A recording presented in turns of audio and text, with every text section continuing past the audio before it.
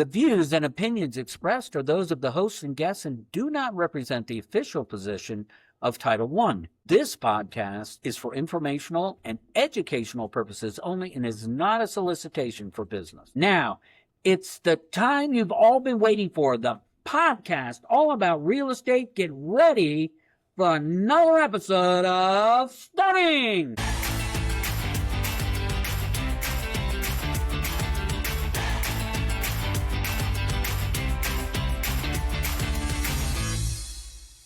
Are you feeling like your desired home is out of reach?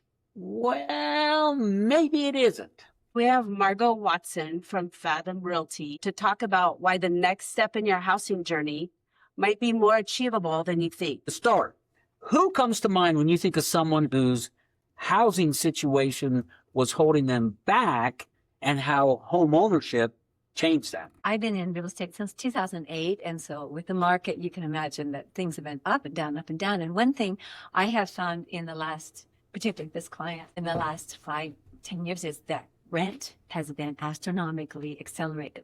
So a lot of people, just the housing situation makes them feel so vulnerable because they have no choices about controlling that rent. And oftentimes they think, I could own a house. I could have a mortgage for the price of a rental. So if you don't mind, I'm going to tell you really quickly about this darling couple that drove in a car all the way from Nebraska so that they could come and see a home that I had listed. So that was, I didn't know that at the time.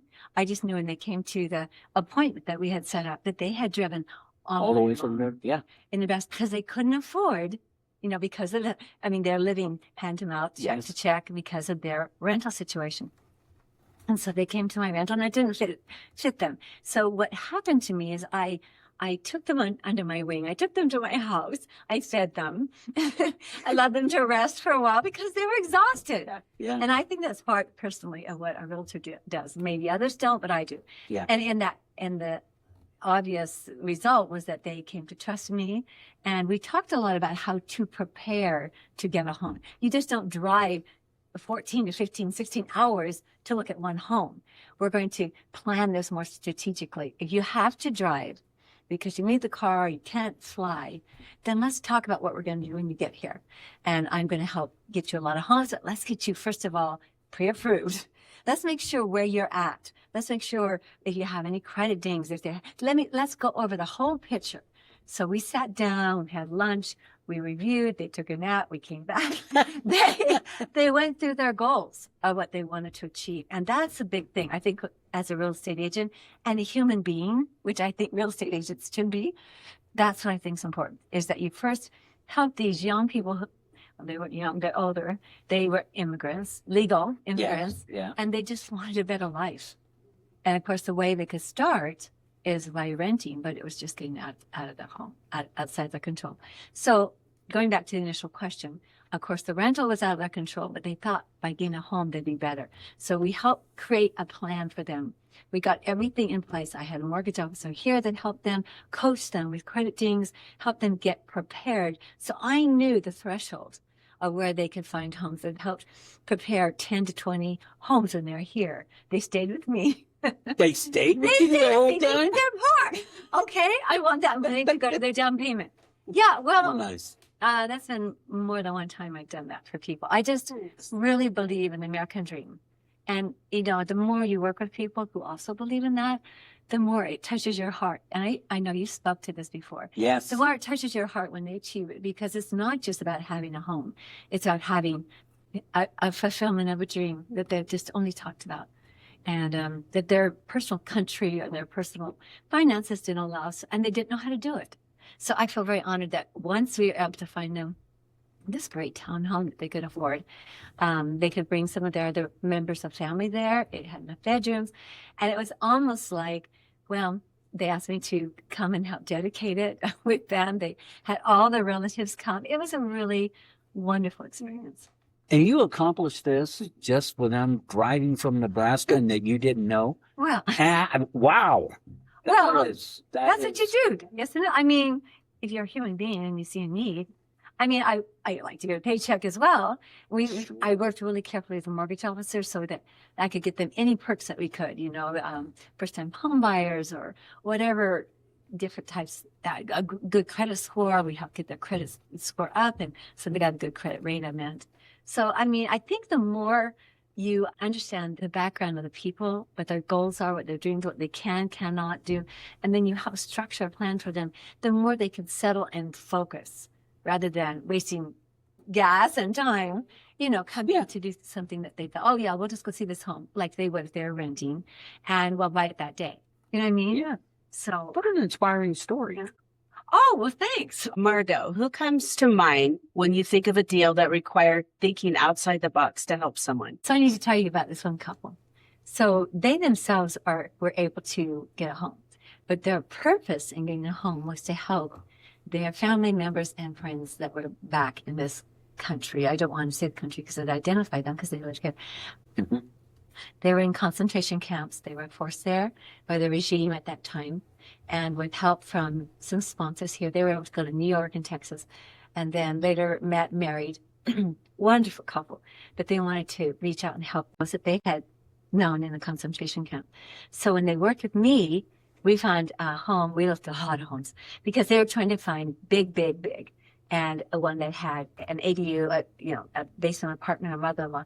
Because what they would do is, once their goal is to get this home, it had to have land because they're going to have a garden to raise food like they did in this country, and then bring people over to get them settled in this home with them. And sometimes they would take 2 or 3 families at a time, sponsor them. They themselves set this business, and then they would teach them and then get them into the business so that things get acclimated. So there's this process. So we're in working with this couple.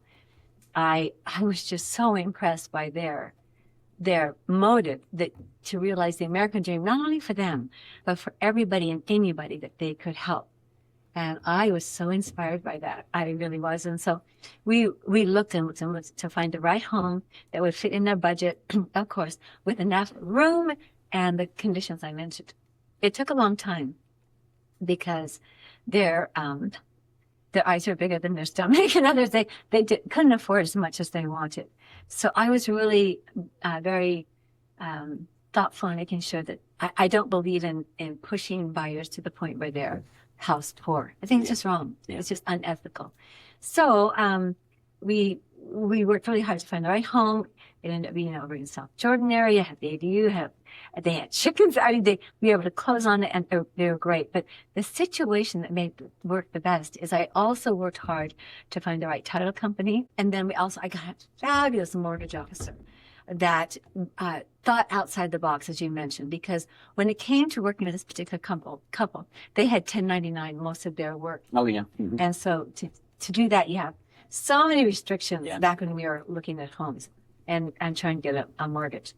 So we worked very hard to get them W-2'd and to get various other things working so that they could get the right interest rate with the W-2. And she was marvelous. She did so much to make sure that their income matched what they needed to do. And so she was always looking at different angles. And I had found in my life as a real estate agent that creativity is, and I'm talking about legal creativity. Yeah, sure. But if if you are a knowledgeable real estate agent and a mortgage officer, and you have talented title people, then anything's possible. There's always something that has not been thought of before, some unique twist, some unique loan that can be done and done in such a way that helps the buyer move forward. And in this particular case, we need to have that done. We ended up by able to secure this home. They have helped 20 families. Wow. And bring in these sweet little children. They're so cute. I just love them. And so consequently, I also got to help these people find homes. Oh, nice. And some of them, because they came in batches, sometimes had to rent for a while. So then I would go and help them get out of their rent.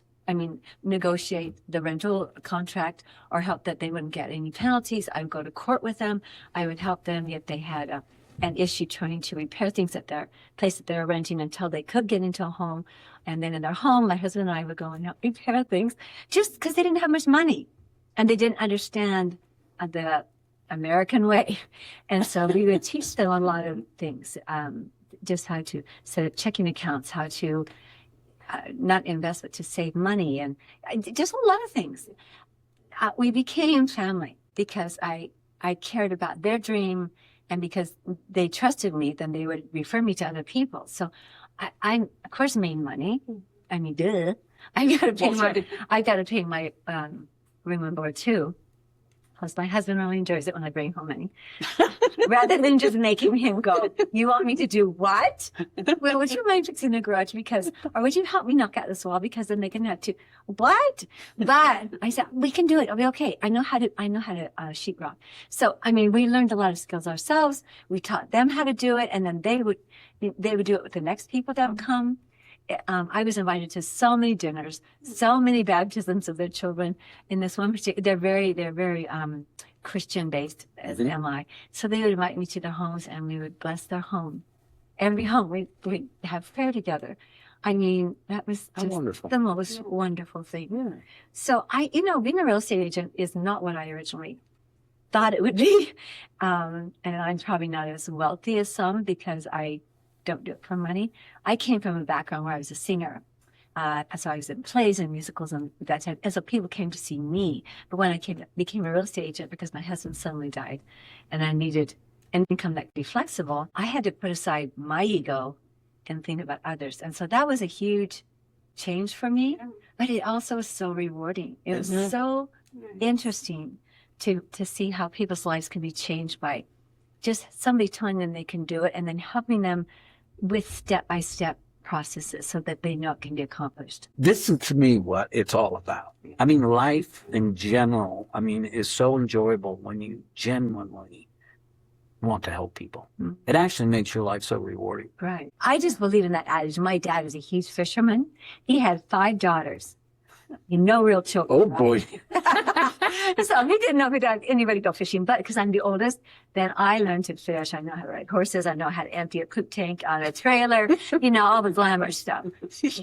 But he really believes in that adage that you teach a person to fish. Yes. Then they can, rather than just give them fish. And so I've always thought about that. That is so important because then they're self-reliant, and that builds self-esteem and confidence, and then they help somebody else. Okay. Well,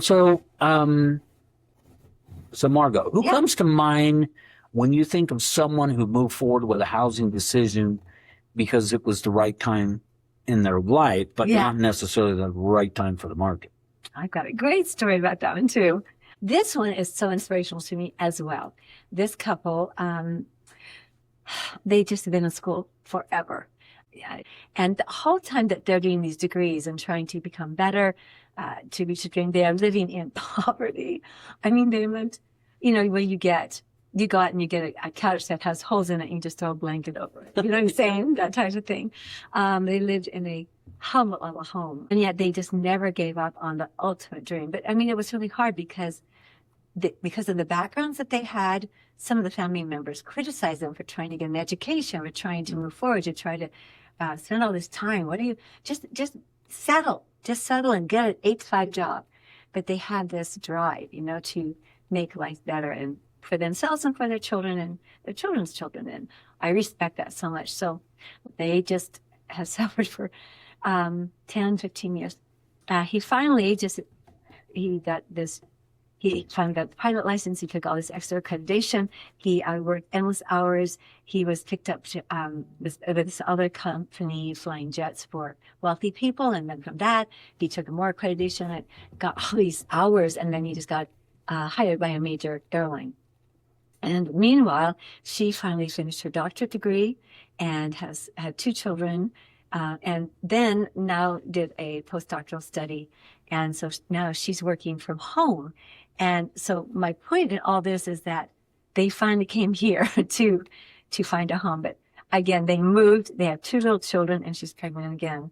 But she's working, and he's working. And so I showed them a lot of homes that I thought they could afford because I know their background.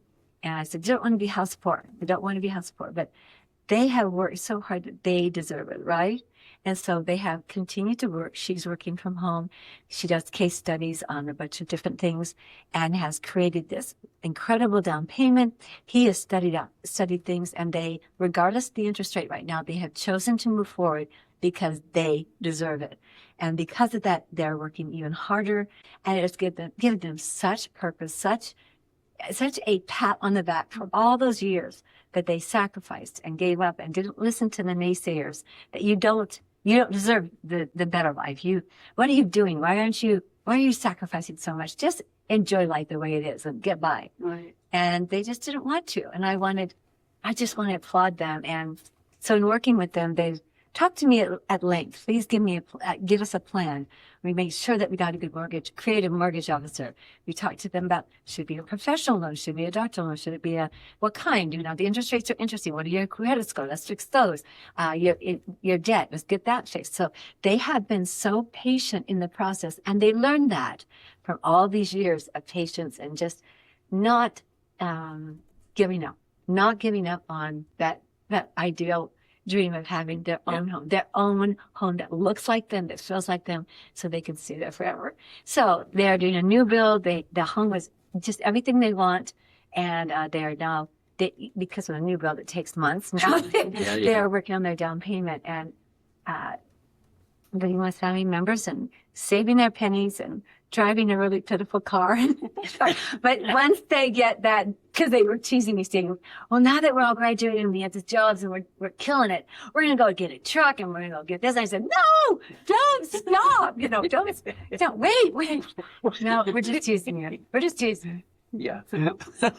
Thank you, Margo, for sharing these stories. I know it is inspiring to me, so it will be to others. Everyone's path looks different. Different markets, different rates, different price points. But time and time again, people make the American dream happen. Your next move could just be a conversation away.